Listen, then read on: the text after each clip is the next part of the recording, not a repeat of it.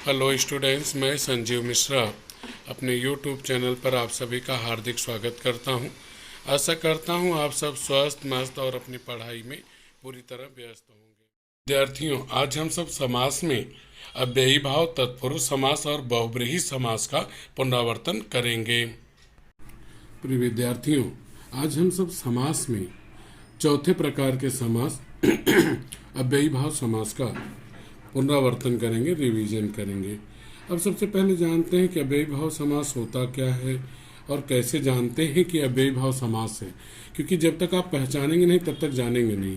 तो इतना ध्यान में रखना है कि अगर सामासिक पद का जो पहला शब्द है, आप जानते हैं समास में कितने शब्द होते हैं? 2 शब्द होते हैं समास में, 2 सार्थक शब्द होते हैं। अगर पहला शब्द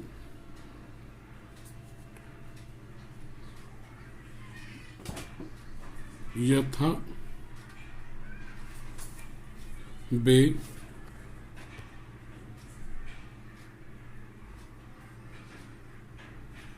नि, निह, निर, निस,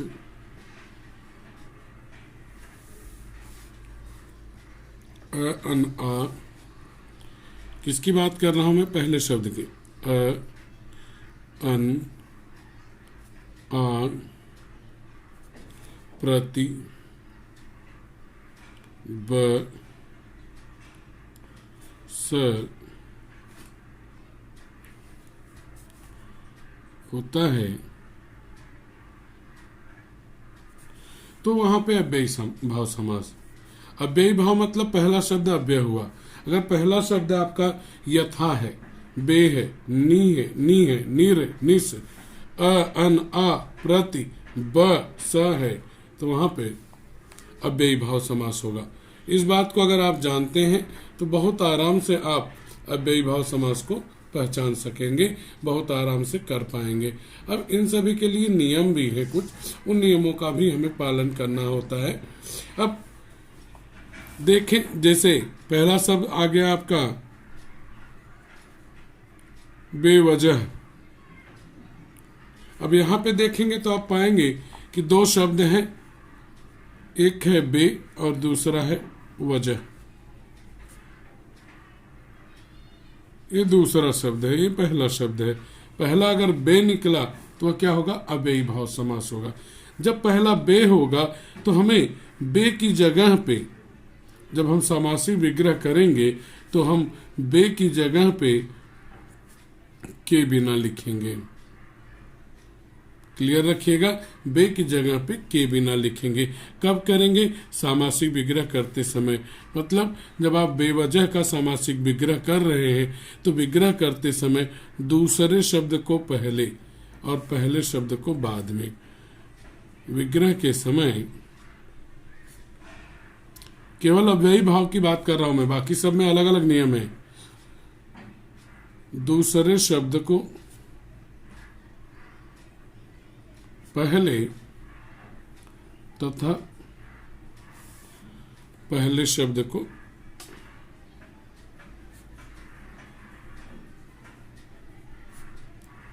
बाद में लिखेंगे। मतलब पहले दूसरा शब्द लिखें। जैसा मैंने कहा, पहला उदाहरण लेते हैं बे का, तो यहां पे बेवजह हमने शब्द लिया था।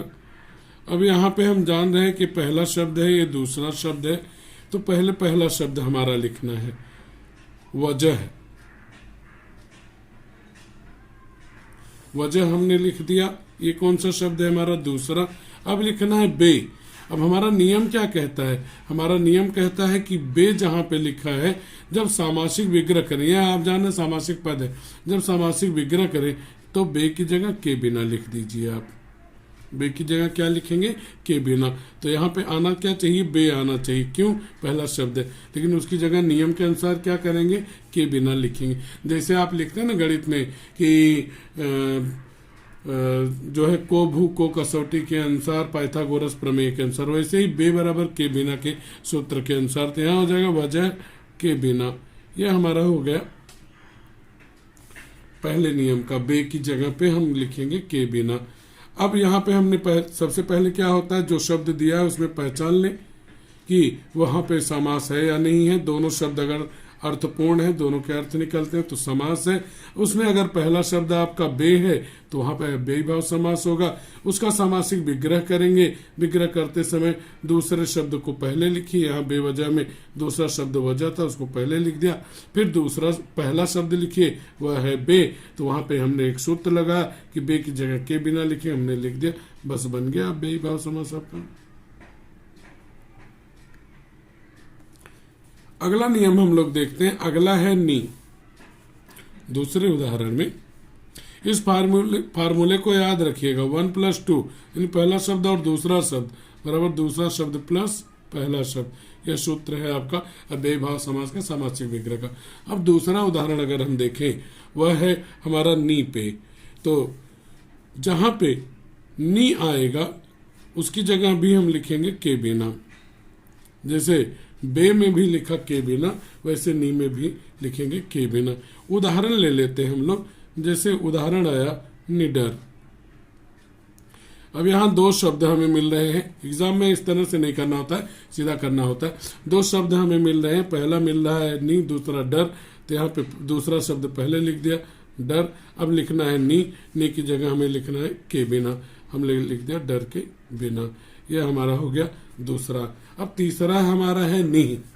तो निह के लिए भी देख लेते हैं।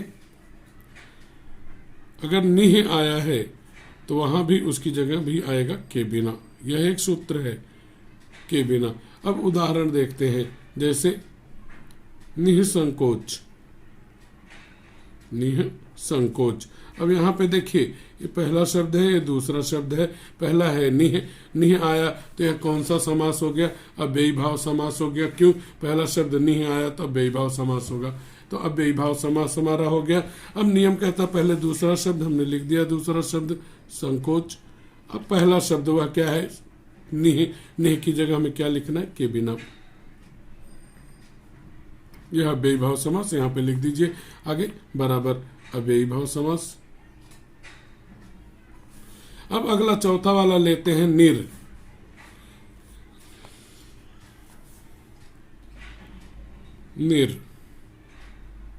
निर की जगह भी हम लिखते हैं के बिना।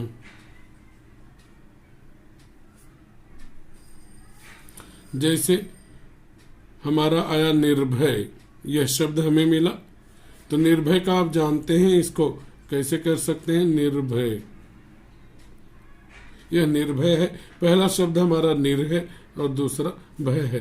अब विग्रह करने अगर हम जाते हैं तो पहले दूसरा शब्द हमने लिख दिया भय। अब पहला लिखना है निर की जगह के बिना। अब अव्ययीभाव समास हुआ। अगला उदाहरण हुआ हमारा निश। वह हुआ आपका निश की जगह भी के बिना। जैसे आपका आ गया निश्चय।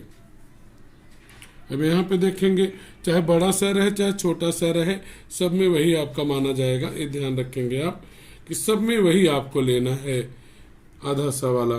तो निस, तो यहाँ पे आपका पहला शब्द दूसरा शब्द, पहले इसको लिख दे चय मतलब चयन।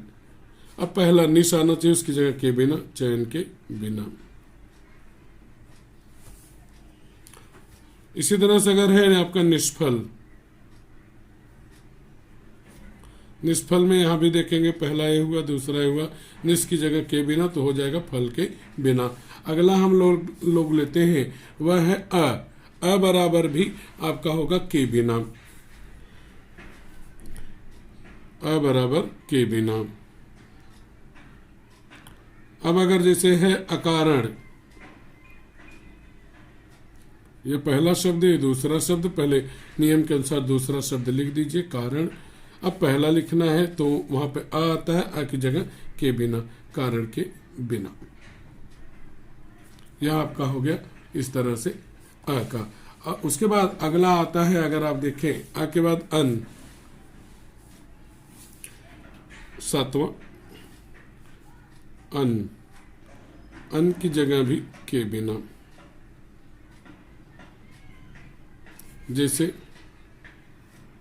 अनावश्यक। अब यहां संधियां आप जानते हैं ये कैसे बना है, अनावश्यक है। तो यहाँ पे पहला शब्द अन है, दूसरा आवश्यक है। तो इसका विग्रह जब आप करेंगे अनावश्यक का तो हो जाना है आपका पहले दूसरा शब्द आवश्यक मतलब आवश्यकता, आवश्यकता। उसके बाद अन, अन की जगह पे के बिना आ ही रहा है आपका, तो वह लिख दीजिए आप आवश्यकता के बिना। हो गया आपका अव्ययी भाव। अब अगला है आपका आ।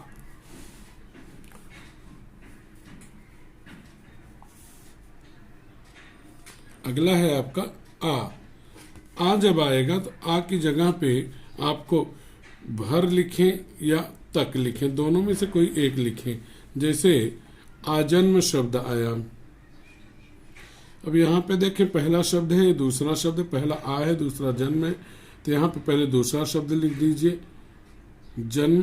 अब पहला शब्द लिखना है वह आ है, आ की जगह हम नियम से भर या तक लिखेंगे। तो जन्म भर लिखिए या जन्म तक लिखिए, इस तरह से हो सकता है।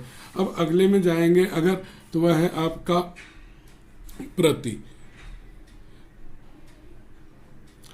प्रति, अब प्रति का नियम क्या है, प्रति। तो यहां पे जहां पे प्रति आया है, पहला शब्द आएगा प्रति, प्रति की जगह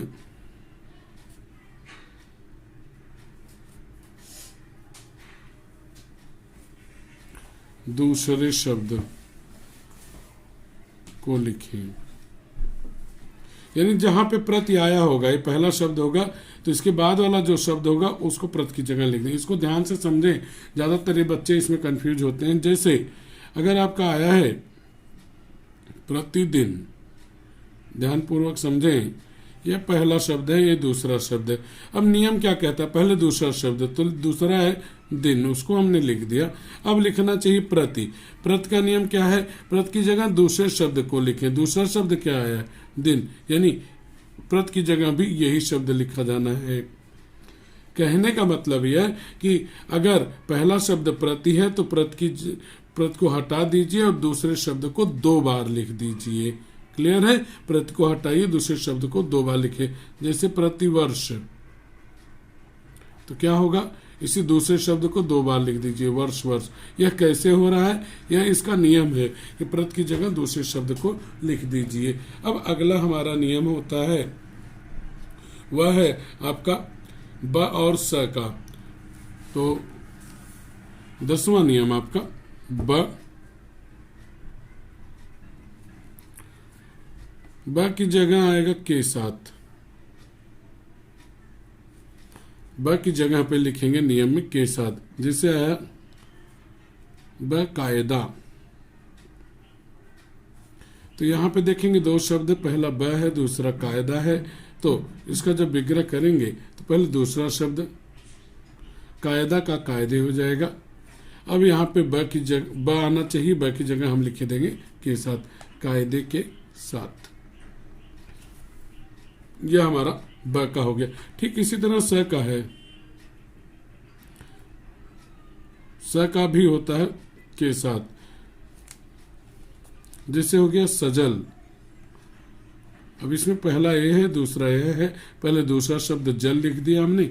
अब स लिखना चाहिए पहला शब्द, उसकी जगह नियम के अनुसार के साथ लिख देंगे। ये चीजें याद रहनी चाहिए आपको, तभी जाकर होगा। तो इस तरह से आप अव्ययी भाव समास का कर सकते हैं।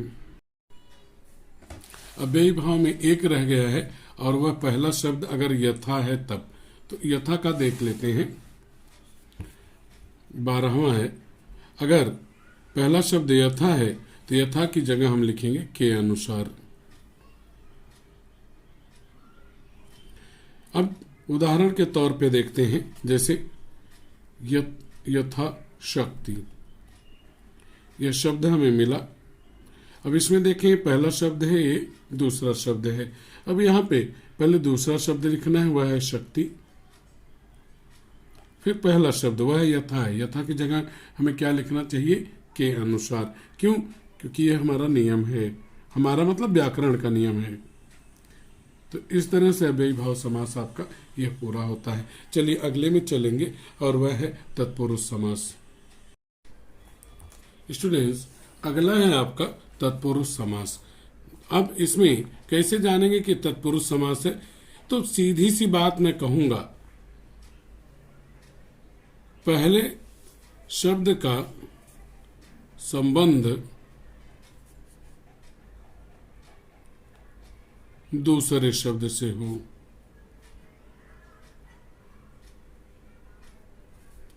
तब वहां पे तत्पुरुष समास होगा। अब कुछ एक बातें मैं बता दूं आपको, आपने सभी समास अब तक पढ़ लिए हैं। अगर पहला दूसरे का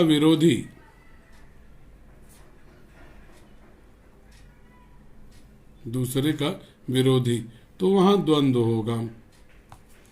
अगर पहला संख्या या गिनती, वहां पे द्विगु समास होगा। अगर पहला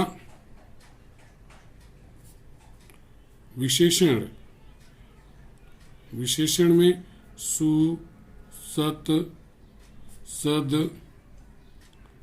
कु, दुर, दुस,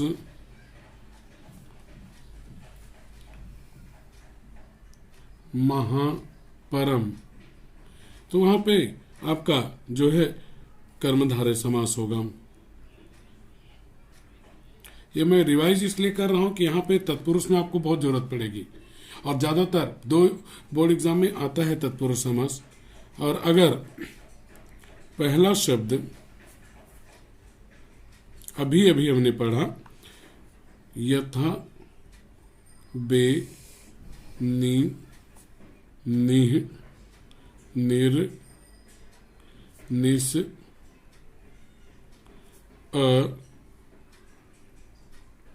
अन, आ, ब, स, प्रति, अगर यह है तो वहां पे हमने अभी पढ़ा अव्ययी भाव समास होगा। अव्ययी भाव समास। अगर पहले शब्द देखते जाएं, पहला, अगर ये सब नहीं है, अगर पहला दूसरे का विरोधी नहीं है, अगर पहला जो है संख्या नहीं है, पहला विशेषण नहीं है, पहला ये सारे शब्द नहीं है, तो वहां सीधी सी बात है वो तत्पुरुष समास होगा। कहा जाता है तत्पुरुष शब्द में, समास में दोनों शब्द प्रधान होते हैं। तो आप अगर इनको पहचानना जानते हैं और आपका एक भी नहीं लॉजिक इसमें बैठ रहा है कि अरे यार ये तो पहला दूसरे के विरोधी नहीं निकला, न तो पहला शब्द संख्या है, न तो पहला शब्द ये शब्द है, न तो पहला शब्द जो है इनमें से है, तो वह कौन सा होगा? वह तत्पुरुष होगा। अब इसमें हम लोग विग्रह करने का नियम देखते हैं। विग्रह का नियम,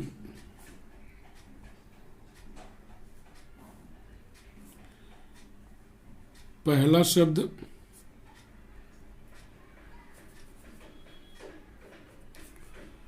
उसके बाद का, के, की, को, के लिए आपको कारक याद होंगे, को लिए, में, पर, से, के द्वारा, प्लस दूसरा शब्द। पहला शब्द का, के, की, को, के लिए, में, पर, से, के द्वारा, उसके बाद दूसरा शब्द। जब यहां पे यह ध्यान रखिएगा कि दूसरा शब्द जो है उसी के आधार पर का लगेगा, उसी के आधार पर की लगेगा, उसी के आधार पर के लगेगा। जैसे पहला ये लेते हैं का उदाहरण में दिया गया है, जैसे का लें हम राजपुत्र। अब यहाँ पे हम क्या देख रहे हैं, दो शब्द हैं हमारे। अब यह पहला शब्द की ही मैंने बात अभी अभी यहाँ पे किया था। पहला शब्द दूसरे का विरुद्धार्थी नहीं हुआ, पहला शब्द संख्या नहीं है, पहला शब्द इनमें से कुछ नहीं, न इनमें से है, तो यह आपका अव्ययी भाव तत्पुरुष समास होगा। अब यहाँ पे तत्पुरुष समास हमने जान लिया, तो हम जान गए कि दोनों शब्दों के बीच में विग्रह करते समय इनमें से कोई एक हमें लगानी है। अब हमने राज मतलब राजा लिख दिया, पहला शब्द हो गया। अब दूसरा है पुत्र, तो यहाँ पे क्या आएगा, चाहे यहाँ पे आएगा का, राजा का पुत्र, इस तरह से यह आपका होगा। या फिर उदाहरण में देखें आप, जैसे गंगा जल, यहाँ पे दो शब्द हैं, पहला शब्द लिख दिया गंगा, अब दूसरा है हमारा जल, उस अब बीच में इनमें से कोई एक आना है, का, के, की, को, के, लिए, में, पर, से, के द्वारा। अब कैसे जानेंगे कौन सा आएगा? अगर गंगा का जल लिखते हैं तब ठीक है कि के जल, की जल, को जल, के लिए जल, में जल, पर जल, से जल, के द्वारा जल। तो वहां पे आप देखिए कि यहाँ पे अगर हम लिखते हैं गंगा का जल, क्यों? क्योंकि ये पुल्लिंग है, एक वचन है, इसलिए गंगा का जल। और कारक चिन्हों में आप जानते हैं कि यह पुल्लिंग एक वचन, यह पुल्लिंग बहुवचन, और यह स्त्रीलिंग एक वचन और बहुवचन। को मतलब देने का भाव होगा या कर्म को दर्शाता होगा, वही चीज यहाँ भी देने का भाव होगा, तो यहाँ पे होगा। यहाँ पर में और पर कब होंगे? जब किसी के अंदर गुणों की बात होगी, या कहीं पर जैसे कोई बैठा आपका होता है नियंत्रण वगैरह, जहां पे आपका अधिकरण कारक होगा वहां पर होगा, मतलब अधिकार की बात आएगी। से का भी वही किसी की दूरी वगैरह बताने के लिए हो गया, इस तरह से। तो आगे एक एक के उदाहरण को हम लोग लेते हैं। जैसे अगला है हमारा है यहाँ पे विद्यार्थियों, अब विग्रह का नियम जैसे देख रहे थे, तो एक हमने देखा था, दूसरा देखते हैं। का वाला हमारा हो चुका था, अब यहाँ पे अगला है के का। जैसे पवन पुत्र, तो यहाँ पे विग्रह होगा पवन के पुत्र। पवन का पुत्र भी कह सकते हैं आप, लेकिन यह ध्यान में रखिए कि सम्मान देना है। और पवन पुत्र आप किसे कहते हैं? हनुमान को कहते हैं। तो आदर सम्मान यहाँ पे देने के लिए के लगाया जाता है। इसी तरह देश सेवा, तो यहाँ पे की आएगा, का नहीं। देश का सेवा यह गलत शब्द बनेगा, देश के सेवा गलत होगा, देश की सेवा सही होगा। तो यहाँ पे सेवा की जाती है, इसलिए की आएगा। रसोई घर, यहाँ पे घर किसके लिए चाहिए? तो वह होगा रसोई के लिए, तो यहाँ पे के लिए आ जाना है। ठीक इसी तरह से आप देखें दानवीर, तो किस चीज में, किस गुण में वीर है, उसके लिए यहाँ पे में का प्रयोग किया गया।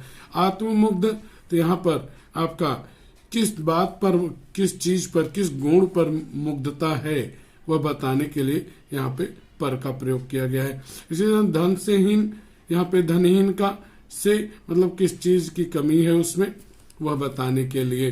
साथ ही साथ यहाँ तुलसीकृत, या कार्य किसके द्वारा किया गया, के द्वारा, इसके लिए यहाँ पे प्रयुक्त किया गया। इस तरह से आपका यह जो है तत्पुरुष समास खत्म हुआ। अब अगला बहुब्रीहि समास। तो बेटा बहुब्रीहि समास में जब दोनों शब्द मिलकर किसी वस्तु व्यक्ति के बारे में बताते हैं तो वहां बहुब्रीहि समास होता है। इतना कह सकता हूं कि आपने जितने समास पढ़े, 5 समास पढ़े, उसमें से द्वंद्व को छोड़ दीजिए, बाकी सभी समासों का बहुब्रीहि समास बना सकते हैं। तो आइए उसके नियम को जान लेते हैं कि कैसे विग्रह करते हैं। मतलब द्वंद्व का बहुब्रीहि समास नहीं बनेगा, बाकी द्विगु का, कर्मधारय का, अव्ययी भाव का, तत्पुरुष सभी का बहुब्रीहि समास बनेगा। तो जब दोनों शब्द मिलते हैं तो किसी वस्तु या व्यक्ति के बारे में बताते तो वहां बहुब्रीहि समास होता है। कहने का मतलब यह कि लगभग हर शब्द का बहुब्रीहि समास बनेगा। विग्रह का नियम जानते हैं, दोनों शब्दों के बाद जो भी शब्द दिए रहे उन शब्दों के बाद है जो वह यह लिखें, या है जिसे वह यह लिखें, या है जिसका वह यह लिखें। इनमें से कोई एक लिखते हैं जैसा वहां पे शब्द रहे। अब देखते हैं उदाहरण। पहला है हमारा त्रिनेत्र। अब इसको हमने किस में पढ़ा हुआ था? हम लोगों ने इसे द्विगु समास में पढ़ा था। कैसे कि यहाँ पे पहला जो शब्द है वह है संख्या, यह गिनती है। तो हमारे नियम से यह हमारा द्विगु समास होना चाहिए, क्योंकि पहला शब्द संख्या है तो द्विगु समास है। तो द्विगु समास में हम उसका विग्रह करते हैं यहाँ पे तीन नेत्रों का समूह। तीन नेत्रों का समूह यह हमारा बहुव्रीहि द्विगु का विग्रह होता है। तीन नेत्रों का समूह द्विगु समास में। लेकिन जब इसी का विग्रह हम इस तरह करते हैं, बहुव्रीहि का नियम लगा देते हैं, है जो वह इत्यादि में, तो हम इसको लिखते हैं तीन नेत्र हैं जिसे वह। जब इस तरह से विग्रह करेंगे आप तो बहुव्रीहि समास हो जाएगा। जब लिखेंगे तीन नेत्रों का समूह तो द्विगु समास होगा। कहने का मतलब जो ऊपर ही मैंने कहा कि द्वंद्व को छोड़कर सभी का बहुव्रीहि समास आप बना सकते, लेकिन हमेशा हर एक का मुझे नहीं आ रहा, सर ने कहा था सबका बनता है बना दें, तो सबका बनाएंगे वहां मार्क कट भी सकता है। जैसे नीलकंठ की बात करें तो हम लोगों ने इसको कर्मधारय में भी पढ़ा था, उसका विग्रह लिखा था नीला ऐसा कंठ, बराबर, ये कर्मधारय है। लेकिन जब इसका विग्रह इस तरह करते हैं नीला कंठ है जिसका वह, तब वह बनता है बहुव्रीहि समास। ठीक इसी तरह से निर्भय अभी अभी हम लोगों ने पढ़ा, तो यह होता है हमारे अव्ययी भाव समास में, क्योंकि पहला शब्द आया निर, तो अब यह अव्ययी भाव समास हुआ। अव्ययी भाव समास के अनुसार इसका विग्रह होगा भय के बिना। लेकिन जब इसी का विग्रह हम बहुव्रीहि में करते हैं तो हम लिखते हैं भय के बिना है जो वह, तो यह बहुव्रीहि हुआ। यानी अव्ययी का भी बहुव्रीहि बना सकते हैं, कर्मधारय का बहुव्रीहि बनता है, द्विगु का बहुव्रीहि बनता है। अगला है अपना पवन पुत्र। अभी थोड़ी देर पहले पढ़े आप, तो उसका तत्पुरुष समास में आप करते हैं पवन के पुत्र, लेकिन इसका बहुव्रीहि बनाएंगे तो इसका बनेगा पवन के पुत्र हैं जो वह। यानी ये जब भी व्याख्यात्मक होते हैं, वर्णन के रूप में आप जब विग्रह करते हैं तो वहां बहुव्रीहि समास हो जाता है। इस तरह से मुझे उम्मीद है कि आप लोगों को मेरा समास में अव्ययी भाव, तत्पुरुष और बहुव्रीहि समास का या पुनरावर्तन रिवीजन का वीडियो भी अन्य वीडियोज की तरह खूब पसंद आएगा। धन्यवाद। बच्चों, अगर आपको मेरा पढ़ाना अच्छा लगा तो वीडियो को लाइक कीजिए, चैनल को सब्सक्राइब कीजिए और वीडियो शेयर कीजिए तथा कमेंट बॉक्स में कमेंट कीजिए कि आपको मेरा पढ़ाना कैसा लगा।